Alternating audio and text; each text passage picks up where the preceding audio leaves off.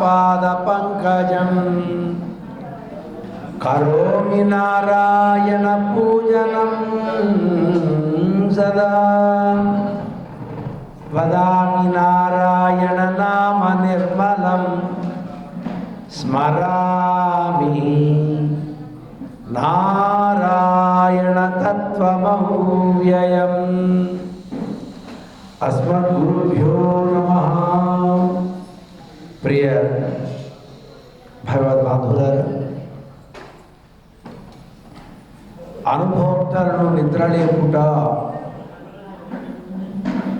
జ్ఞానాధికులైనటువంటి మహానుభావులను ముందుంచుకొని మన ఆండాళ్ళ తల్లి వ్రతాన్ని నడిపిస్తోంది. గోపికలందరూ జ్ఞానం కలిగిన వారే. భగవంతునికి జ్ఞానులు అంటే ఇష్టం.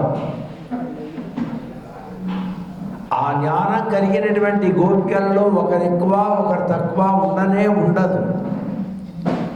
కానీ వీళ్ళకుండేటువంటి భగవద్ అనుభవంలో, ఆ అనుభవంలో ఉండేటువంటి వారు కొందరు ఆ అనుభవాన్ని అందరితో కలిసి పంచుకుందాం అనుకుంటూ ఉండేవారు కొందరు, ఐకాంతికమైనటువంటి భక్తితో ఒంటరిగా అనుభవించేవారు కొందరు. కానీ ఒంటరిగా అనుభవించేటువంటి పదార్థం కాదు పరమాత్మ.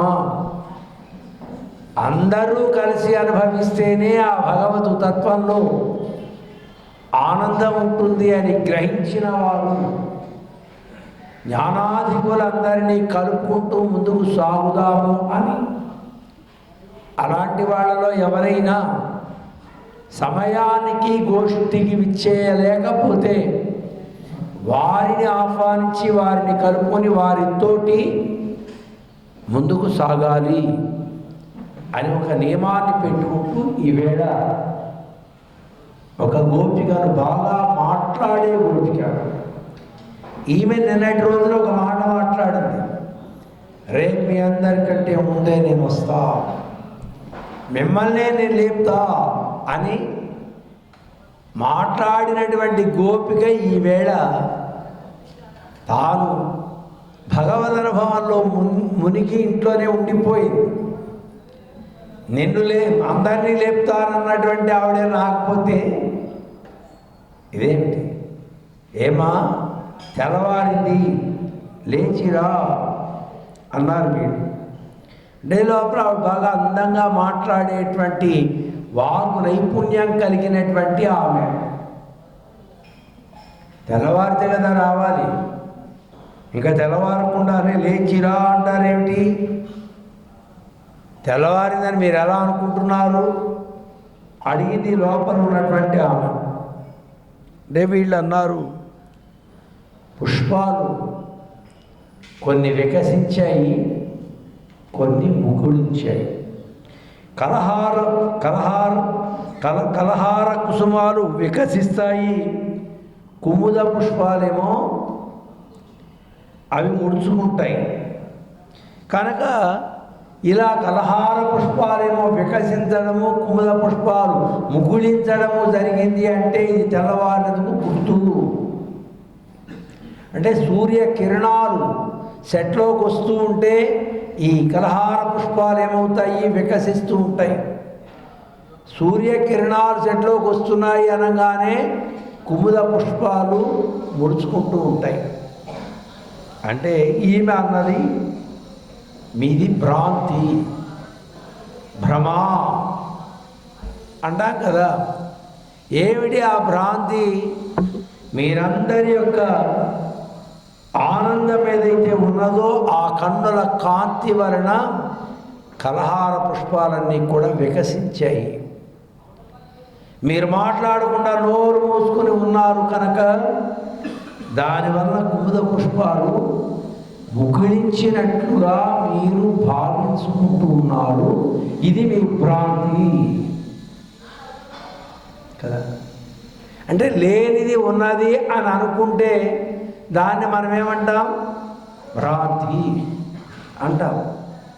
అంటే కావాలంటే చూసుకోమ్మా, మీ పెరటిలో ఉన్నటువంటి డిగ్గెలో ఉన్నటువంటి పుష్పాలు ముడుచుకున్నాయో వికసించాయో చూసుకో అన్నారు వీళ్ళు.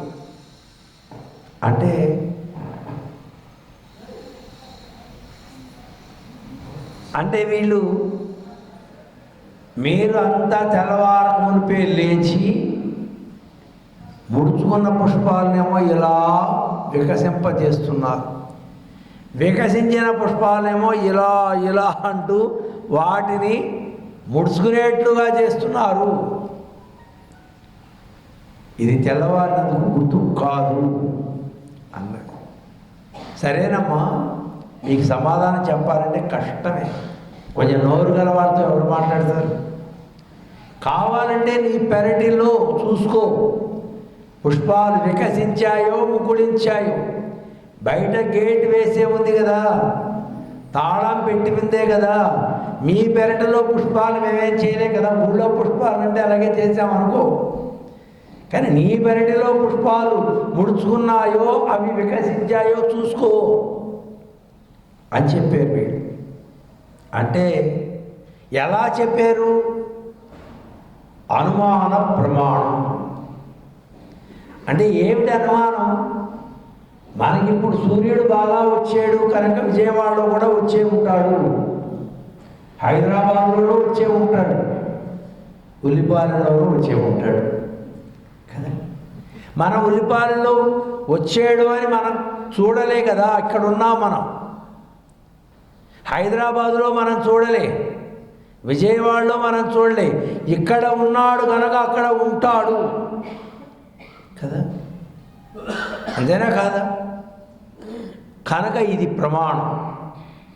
ఏమేమిటి లోకంలో ప్రమాణం?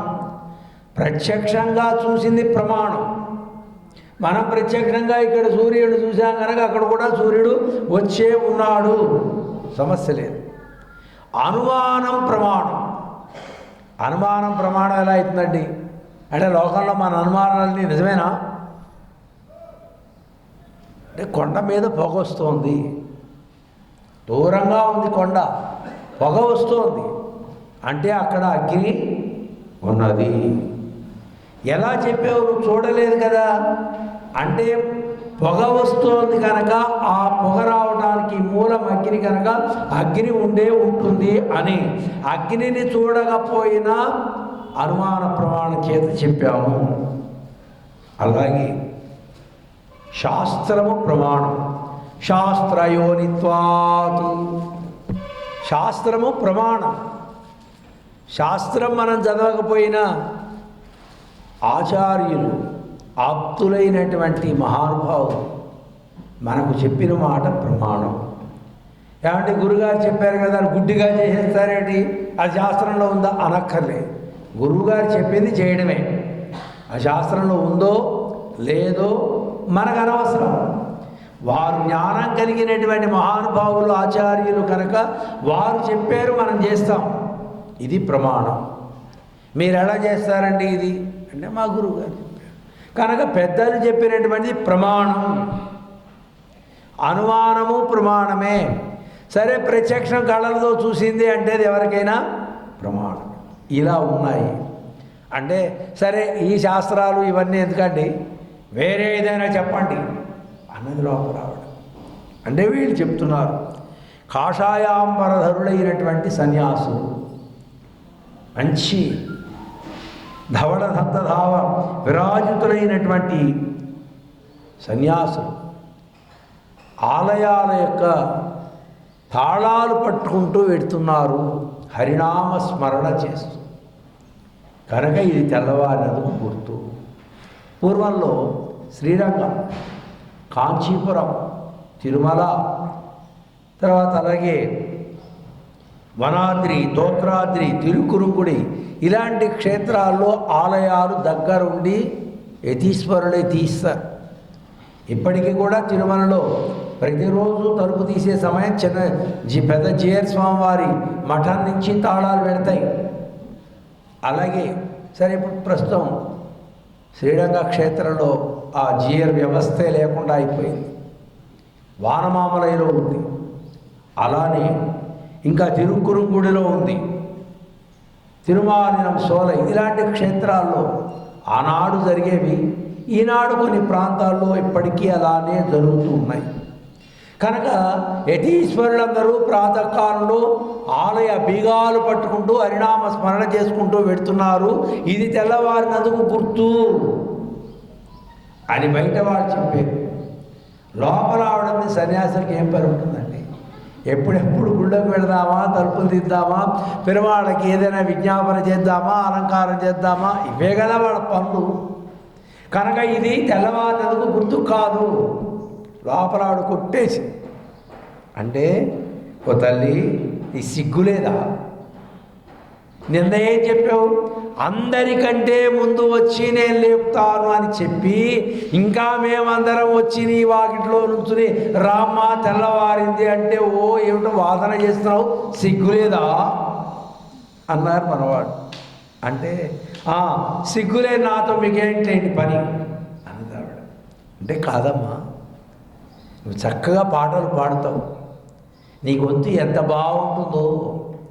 గోష్ఠిలో బాగా పాడేటువంటి వాళ్ళు ఉండాలి, ఆడేవారు ఉండాలి, అల్లేవారు ఉండాలి. స్వామికి మాలికలు అల్లాలి కదా. చక్కగా ఊడ్చేవారు ఉండాలి, ముగ్గు పెట్టేవారు ఉండాలి, అన్ని కైంకర్యాలు జరగాలి. ఇందులో ఏ ఒక్కరు లేకున్నా గోష్ఠికి ఆ తేజస్సు ఉండదు. కనుక వాగ్నైపుణ్యం కలిగినటువంటి నిన్ను ముందుంచుకొని గోష్ఠిలో నడుపుతాం. భగవానుడు కూడా నీ మాధుర్యమైనటువంటి మాటలు వినటానికే వస్తాడు శ్రీకృష్ణుడు. కనుక నీవు రావాల్సింది అని మనవాళ్ళు అనంగానే ఓ వచ్చేస్తున్నాను వెంటనే అంటూ, ఈవేళ మనం ఏం చేయాలి అడిగింది ఆవిడ. ఈవేళ శంగడు చక్కరమేందుందడ కయ్యన్ పంగయ కన్నానై పాడ. ఈవేళ శంఖ చక్ర గదాధర్ శంఖ చక్రములు ధరించినటువంటి స్వామి, ఆ స్వామిని పాడుదాం. అందమైన సుందరమైన పద్మముల వంటి విపారిన నేత్రాలు కలిగినటువంటి భగవంతుడిని పాడుదాం అని బయట వాళ్ళు అన్నారు. లోపల ఆమె బయటికి చేరి వీళ్ళలో కలిసి అందరూ వ్రతాభినిష్ఠులై ఒక చోట చేరి ఆ శంఖ చక్రాలు ధరించినటువంటి స్వామిని దర్శించారు, పాడారు. సుందరమైనటువంటి కమలముల వంటి నేత్రములు కలిగినటువంటి స్వామిని పాడారు. ఈవేళ ఆ రెండు విశేషాల్ని మనం గోష్ఠిలో అనుసంధానం చేసుకోవాలి. భగవంతుడు శంఖచక్రాలు ఎప్పుడు వీడక ధరించి ఉంటాడు. పాతు ప్రణతరక్షాయాం విలంబం అసహన్నివా సదా పంచాయుధి బిభ్రత్ సనః శ్రీరంగనాయక. రంగనాథుడు నాడే ఆయన ఎప్పుడు శంఖచక్రాలు ఇలా పంచాయుధాలు ధరించి ఉంటాడు కదా. సేవిస్తున్నారా మీరు? ఆయన ఏం పేరు? నంబెరుమాళ్. ఆ ఉత్సవమూర్తికి రంబెరుమాళ్ అని పేరు. ఆయన ఎప్పుడు ఇలా శంఖాన్ని, ఆ చక్రాన్ని, ఆ చక్రం కూడా ప్రయోగ చక్రాన్ని ధరించి ఉంటాడు స్వామి. అది ఆయనకి స్వరూప నిరూపకాలు. అలా లేకుండా ఉంటే ఆ స్వామిని మనం సేవించడం మనకి ఇష్టం ఉండదు. ఎందుకు ఇష్టం ఉండదు? ఆయన అలా ఉంటేనే మనకి నిర్భయంగా ఉంటాం. మా స్వామి దగ్గర చక్రం ఉంది, ఏనాటికి మాకు ఏ రకమైనటువంటి ప్రమాదం రాదు. మాకు ఏదైనా కించిత్ కలుగుతోంది అంటే ముందే వచ్చి ఆ సుదర్శనుడు మన కష్టాలన్నిటినీ కూడా తొలగించేటువంటి వాడు అంటూ భగవద్ రక్షణను ఆ చక్రం మనకి బాగా జ్ఞాపకం చేస్తుంది. భగవంతుడి చేతిలో ఉండేటువంటి ఆ శంఖం మనకి జ్ఞానాన్ని కలిగిస్తూ ఉంటుంది. అవి రక్షకాలు అని మనం ప్రతిరోజు ప్రపన్నులైన వారు లేస్తూనే పంచాయుధ స్తోత్రాన్ని సేవించుకుంటాం కదా. స్ఫురత్సహస్రార శిఖాతి తీవ్రం సుదర్శనం భాస్కరకోటితుల్యం సురద్విషాం ప్రాణవినాశి విష్ణోశ్చక్రం సదాహం శరణం ప్రపద్యే. విష్ణోర్ముఖోర్ధానిడపూరితస్య యస్య ధనిర్ధానవదర్పహంతాం తంబాంజన్యం శశికోటి శుభ్రం శంఖం సదాహం శరణం ప్రపద్యే. ఇలా రోజు లేస్తూనే స్తోత్రాన్ని, భగవంతుని సేవించకుండా ఆ స్తోత్రం చేసి, ఎందుకని భగవంతుని కంటే ఎక్కువగా భగవద్భక్తులను సంరక్షణ చేసేవి ఆయన యొక్క ఆయుధాలు. అందుకని పంచ ఆయుధ స్తోత్రం అని మనం సేవిస్తాం. ఆయనలాగా ఉంటేనే ఒక్కోసారి మర్చిపోతాడండి, శంఖచక్రాలు ధరించడమే మర్చిపోతాడు కదా. ఆనాడు గజేంద్రుడిని రక్షించడానికి శంఖచక్రాలు మర్చిపోయాడు ఆయన. సిరికింజప్పగా శంఖచక్రములు ధరించగా అలా పరుగు పరుగున వచ్చేసాడు. స్వామి నీవు అలా వస్తే ఎలానయా, నువ్వు ఎప్పుడైనా కూడాని పంచాయుధాలతోటిరా. అది చూసేటువంటి వారికి ఆర్తి శ్రమహారం అవుతుంది. ఆ ఆర్తి వాళ్ళలో ఆనందాన్ని కలిగి వారి శ్రమంతా పోతుంది. అందుకనే నమ్మాళ్ళు వారు అడుగుతారు, స్వామి కూరారాజు వెంచెంగేంది వారాయ్. స్వామి ఎప్పుడైనా నువ్వు నా దగ్గరకు వచ్చేటప్పుడు శంఖాన్ని చక్రాన్ని ధరించిరా సుమా అంటారు. అదేమిటా ఎందుకలా చెప్పడమే, ఎప్పుడు అలాగే ధరించి వస్తాం కదా. కొంచెం మధ్యమార్పు కుదరడు ఆయన నీకు. ఆనాడు గజేంద్రుణ్ణి నీవు రక్షించడానికి వెళ్ళినప్పుడు ఎక్కడున్నాయి నీ శంఖం ఎక్కడుంది, నీ చక్రం ఎక్కడ ఉన్నది, నీ గరుత్మంతుడు ఎక్కడున్నాడు, నీ ఆదిశేషుడు ఎక్కడున్నాడు, అమ్మవారికే చెప్పకుండా వచ్చేసావే. జారిపోతూ ఉండేటువంటి ఆ ఉత్తర్యాన్ని కూడా నీవు సరి చేసుకోకుండా వచ్చేసావే. కనుక నీ జ్ఞాపకం చేస్తున్నానయ్యా, బాగా సుడులు తిరిగేటువంటి కోటి సూర్య సమప్రభమైనటువంటి ఆ చక్రాన్ని వెంచెంగేంది మంచి తెల్లగా ఉండేటువంటి దగద్ధగాయమానంగా మెరిసేటువంటి ఆ శంఖాన్ని ధరించిరావయా అంటారు మన ఆళ్వారు కదా. కనుక అలాంటి వారిని పాడాలి మనం ఎప్పుడు కూడా వాడిని. అందుకనే మన తిరువారాధనలో శంఖ చక్రాలతో ఉన్నటువంటి పెరుమాళ్ళు ఉండాలి అంటారు. ఎప్పుడు అలా ఉంటే ఎందుకోసం, అవి మనకి రక్షణ కలిగిస్తాయి. ఆర్తుడైనటువంటి వాడికి అభయాన్ని కలిగించేటువంటివి కనుక వాటిని ధరించిరా అంటూ వాణ్ణి ఈవేళ మనవాళ్ళు పాడుతున్నారు. అందమైన నేత్రాలండి, ఆ నేత్రాలతోటే ఈ జగాలన్నీ శాసిస్తాడు. ఆ నేత్రాలతోటే ఎలాంటి వారినైనా ఆకర్షిస్తాడు. రెండున్నాయి, ఆ నేత్రాలకి రెండు లక్షణాలు ఉన్నాయి. ఆకర్షించే లక్షణము ఉంది, శాసించే లక్షణము ఉన్నది. అందుకని సూర్యుడు, చంద్రుడు, వాయువు వీళ్ళందరూ కూడా మంచి ఇన్ టైంలో ఉంటారండి ఎప్పుడూని. మనకి ఇండియన్ పంక్చువాలిటీ కాదు, వాళ్ళదంతా పరమపదం పంక్చువాలిటీనే.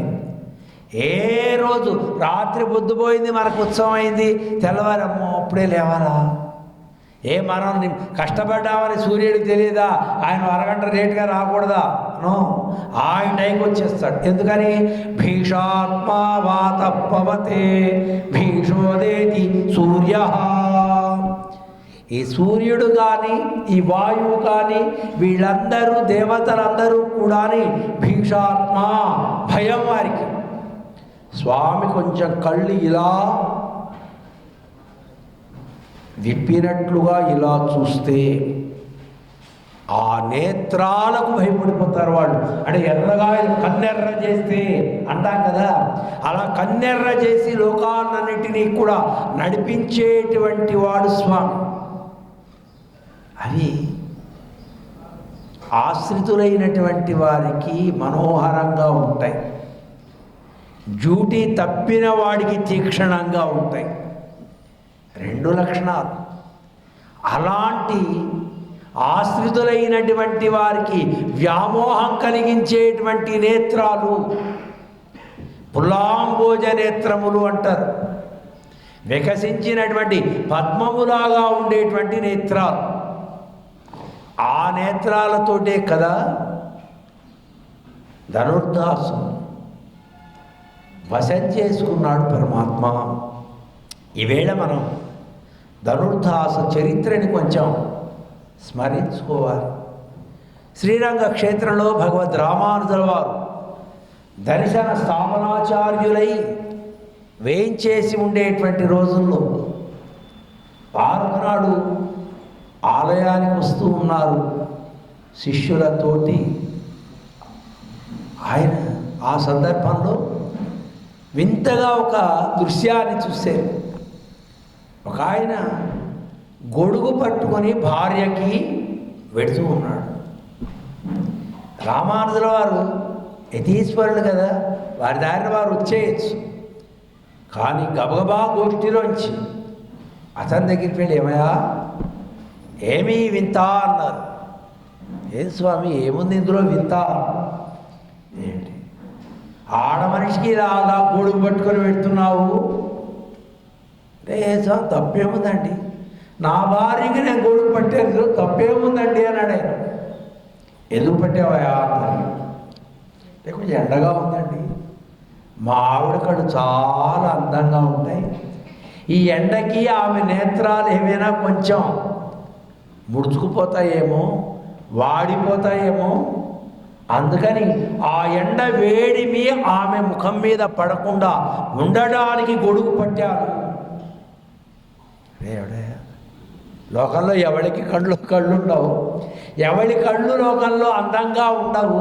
నీ భార్య ఒక్కదాని కంటే నో, నా భార్య నేత్రాలున్నంత అందంగా ఎవరివి ఉండవు. ఒకవేళ ఉంటే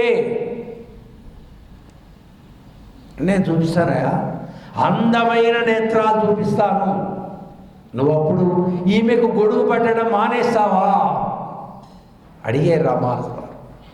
ఓ అలాగే స్వామి, బెట్ నాకు తెలిసినంత వరకు ఎక్కడా మా ఆవిడ కంటే అందమైనటువంటి నేత్రాలు నేను ఎక్కడ చూడలేదు. ఓ అలాగా, అయితే రా అని ఆ ధనుర్దాసుని తీసుకొచ్చాడు. రామానుజుల వారు తీసుకొచ్చారు లోపలికి.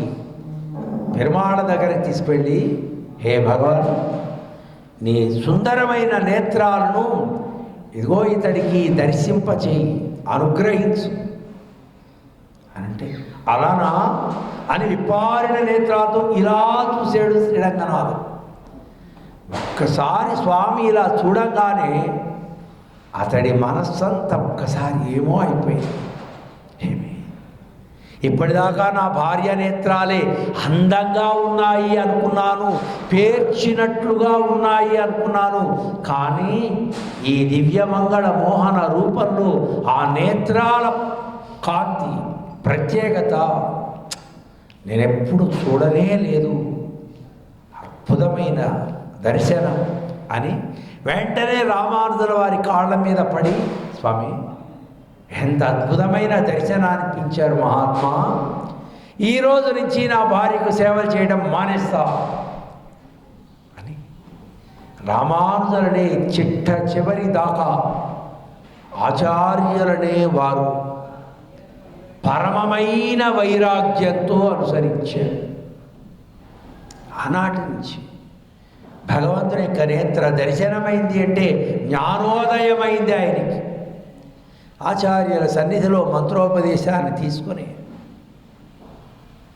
ఎప్పుడు వారి దగ్గరే ఉండేవారు.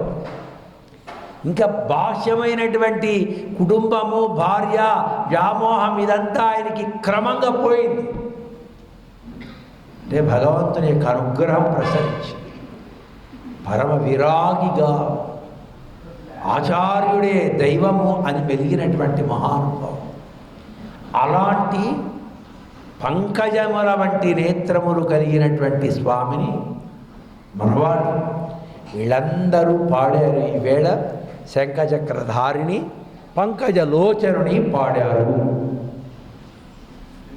కాగా ఈవేళ పాసురంలో తిరుప్పాణి ఆళ్వార్లను, తిరుప్పాణర్ వారెప్పుడూ కూడా వీణను పెట్టుకొని భగవంతుణ్ణి అనుక్షణం కీర్తిస్తూ ఉండేటువంటి వారు.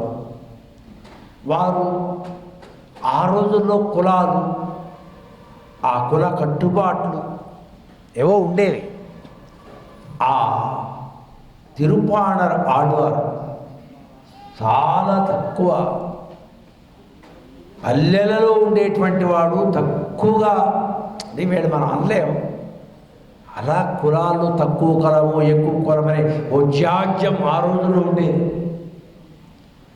అందుకని వారిని ఎక్కడికి రానిచ్చేవాళ్ళు నాకు ముట్టుకోకు అని. వారు కావేరీ నది ఒడ్డున ఉండి రంగనాథుడిని కీర్తిస్తున్న ఆ తీర్థం తీసుకురావడానికి వెళ్ళినటువంటి అయ్యగారులు రాళ్ళు తీసుకుంటేవారు. ఇలా ఒకరోజైతే ఏమిరా రోజు వద్దురా అంటే ఇక్కడే కూర్చుంటావు, దేవుడికి నీళ్లు పట్టుకు వెళ్ళాలిరా, ఈ నీళ్లు మైలైపోతారా అని కుట్టారు. బాగా కుట్టారు అతన్ని తరిమి తరిమి. అతని శరీరం అంతా రక్తమైపోయింది. పల్లెత్తు మాట మాట్లాడకుండా పరుగులెత్తుతూ ఉన్నాడు. వీళ్ళు కొడుతూ ఉంటే అలానే పరిగెత్తి కొట్టారు వీళ్ళు. ఆలయానికి మళ్ళీ వచ్చి స్నానం చేసి ఆలయానికి స్వామికి తీర్థాన్ని పట్టుకొచ్చారు బంగారపు బిందెలతో. స్వామి శరీరం అంతా రక్తసిక్తంగా ఉన్నది. అర్చకులు దుఃఖపడ్డారు. స్వామి ఏమిటి నీ తిరుమేని అంతా ఇలా రక్తమైపోయింది, ఏమిటి స్వామి, ఏమి అపచారం చేశాం అంటే, నన్ను మీరంతా కొట్టారు కదా.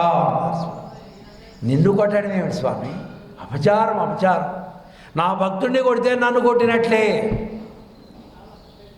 అంటే స్వామి శరీరం నుంచి వచ్చేటువంటి రక్తాన్ని చూసి ఈ అయ్యగారులు తట్టుకోలేక దుఃఖపడి, అయ్యా మేము చేసినటువంటి తప్పుని క్షమించండి, అంటే మీ తప్పు నేను క్షమించాలి అంటే మీరు భుజాలను ఎక్కించుకొని నా భక్తుడిని నా దగ్గరికి తీసుకురమ్మని పంపించాడు స్వామి. వీళ్ళందరూ వాడి దగ్గర వెళ్తే మళ్ళీ కొట్టడానికి వస్తున్నారని మళ్ళీ ఆయన పరిగెత్తున్నారు. ఒరే బాబు నీ దండం పెడతాను రా నాయన, నిన్ను కొట్టను రా బాబు, నీ దండం పెడతాను రా నాయన అంటూ వెళ్ళి ఆ తిరుప్పాణర్ వారిని భుజాలను ఎక్కించుకొని రంగనాథుని సన్నిధానానికి తీసుకొని వచ్చాడు. ఆయన ఇప్పుడు భగవద్భక్తులని సేవించేటువంటి మహానుభావుడు. అలాంటి భగవద్భక్తులను వాహనంగా, అందుకనే యోగి వాహనుడు అని వారి పేరు. అలా వారు శ్రీరంగ క్షేత్రాన్ని మొట్టమొదట పెరుమాళను సేవించారు. సేవించి లోపలికి వస్తూనే స్వామిని అపాదమస్తకము స్వామిని వర్ణించి స్వామిలో ఐక్యమైనటువంటి మహానుభావులు తిరుప్పాణి ఆళ్వార్. ఆ ఆళ్వార్లని ఈవేళ మన ఆండాళ్ళ తల్లి భావించి వారు అనుగ్రహించినటువంటి అమలనాది పిరాన్ చిన్న ప్రబంధం, తత్వాన్ని చెప్పేటువంటి ప్రబంధం. ఆ ప్రబంధంలో శంకుడు చక్కరమేందు దళక్కయ్యన్ పంగయ్య కన్నా నయ్యని మన ఆండాళ్ళమ్మ పాడినట్లుగా ఆయన ఆ ప్రబంధంలో శంఖచక్రాలను ధరించినటువంటి వాడా అని సురిశంగనాళ్యర్ కయ్యినార్ సురిశంకరాయర్, చేతిలో శంఖచక్రం ధరించిన వాడా అన్నారు కనుక ఆయనని జ్ఞాపం చేసేటట్లుగా శంఖచక్రాలు అని చెప్పింది. అలానే పంగయ కన్నానై అనటం, కర్యవాహిప్పుడై పరంద మిళందు செவ்வரியோடி நீண்ட அப்பெரியவாய கண்கள் మత్తొన్నినై కాణావే. ఆ పెద్ద నోరు కలిగిన వాడు, పెద్ద పెద్ద కళ్ళు కలిగినటువంటి వాడిని తప్ప నేను వేరే పాడను. అంటే భగవత్ సౌందర్యం సేవించిన తరువాత అంటే పెద్ద నోరు అని ఎందుకన్నారండి? అంటే లోకాలను రక్షించడం కోసం మింగేవాడు కదా, ఉరహముండ పెరువాయా అంటారు నమ్మాడు వారు. అలానే వీరు కూడా అప్పెరియవాయా, పెద్ద నోరు కలిగిన కన్న కణ్గళ్, నేను చూసినటువంటి ఆ నేత్రాలు, ఆ ముఖమండలంలో ఆ నోరు కళ్ళు ఉన్నాయే, ఆ రెండు కూడా మంచి ఆకర్షణీయం. ఎంత ఆకర్షణీయం అంటే ఆ నోరు ఎలా ఉంటుందో తెలిసినా, మీరు పెరుమాణం సేవిస్తున్నారు, రోజు ఉరిగాడ దండం పెట్టుకుంటున్నారు, వెళ్ళిపోతున్నారు.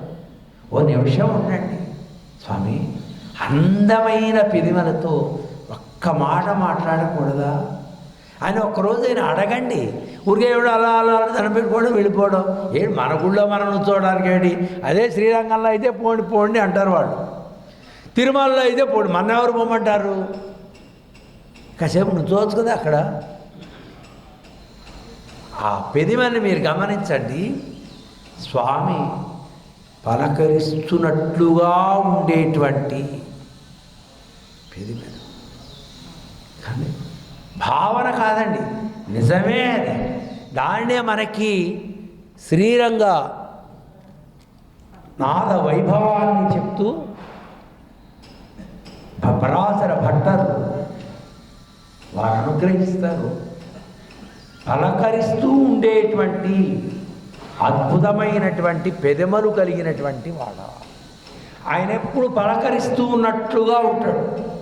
వచ్చిన వాళ్ళందరినీ ఇప్పుడు కొంతమందికి నిదానంగా మాట్లాడటం అలవాటు, కొంతమంది పెద్దగా మాట్లాడటం అలవాటు కదా, కొంతమంది కళ్ళతోనే మాట్లాడతారండి, కొంతమంది పెదిమలు ఆడిస్తూనే వాళ్ళ మనోభావాన్ని చెప్తారు. మనం కూడా అర్థమైందని ఇలా అంటూ ఉంటాం. కళ్ళతో మాట్లాడించేది కంచి స్వాముల వారు, కంచిలో ఉండేటువంటి విజయేంద్ర సరస్వతి స్వామివారు కళ్ళతోటి ఇలా అంటూ ఉంటారు. ఆయన ఎంత దూరంలో ఉన్నవారినైనా కళ్ళతోటే వారు చూసి ఇలా పలకరిస్తారు. అమ్మో స్వామివారు మమ్మల్ని చూశారు, పలకరించారు. ప్రతి వాళ్ళు ఆయన దగ్గర ప్రత్యేకత, ఒక్కొక్కరిలో ప్రత్యేకత. రంగనాథుడు కూడా పడుకున్నట్టుగా ఉంటాడు, కానీ కళ్ళతోటే అందరినీ చూస్తూ ఉంటాడు, పెదిమలతో అందరినీ పలకరిస్తూ ఉంటాడు ఆయన.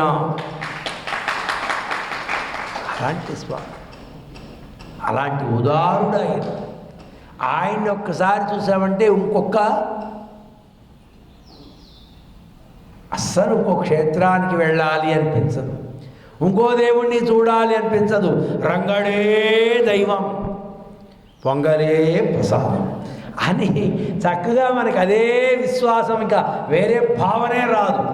అంతటి ప్రేమను కురిపించేటువంటి వాడు శ్రీరంగనాథుడు. ఆ స్వామిని తిరుప్పాణి ఆళ్వార్లు ఒక్కసారి మొదటి దర్శనంతో వారి శ్రీ పాదాలలో ఐక్యమైనటువంటి పరమ భక్తుడు, మహాజ్ఞాని అయినటువంటి ఆ ఆళ్వార్లను ఈవేళ గోష్ఠిలోకి ఆహ్వానం చేసుకొని మంచి వాక్ నైపుణ్యం కలిగిన దాన. మిగతా ఆళ్వార్లలాగా ఎక్కువ పాసురాలు చెప్పలేదండి, కేవలం ఒక 10-11 పాసురాలలో ప్రబంధాన్ని ముగించి సకల శాస్త్రాల సారాన్ని అందులో ఇమిడ్చినటువంటి గొప్ప నైపుణ్యం కలిగిన తిరుప్పాణర్ ఆళ్వార్లను ఈవేళ సంభావించింది. ఒక గోపికలో ఆ ఆళ్వార్ల యొక్క భావాన్ని తాను చిత్రీకరించుకొని ఆమెను గోష్ఠిలో ముందుంచుకొని ఈవేళటి కార్యక్రమం మన ఆండాళ్ళ తల్లి నడిపారు. ఆండాళ్ దివ్య తిరువడిகளே శరణం. అస్మద్గురుభ్యో నమః. జై శ్రీమన్నారాయణ.